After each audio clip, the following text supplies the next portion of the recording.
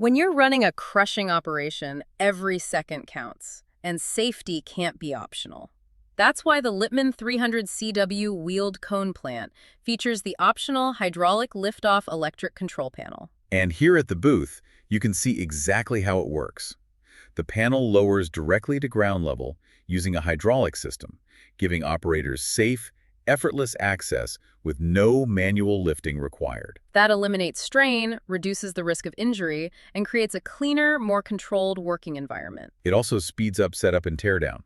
When crews can safely access controls without climbing or wrestling heavy components, transition times drop, and production stays on schedule. And this isn't just about convenience, it's about consistency. Controlled movement means fewer setup errors and safer working conditions shift after shift. Another key benefit? The wiring is pre-routed and protected during panel movement.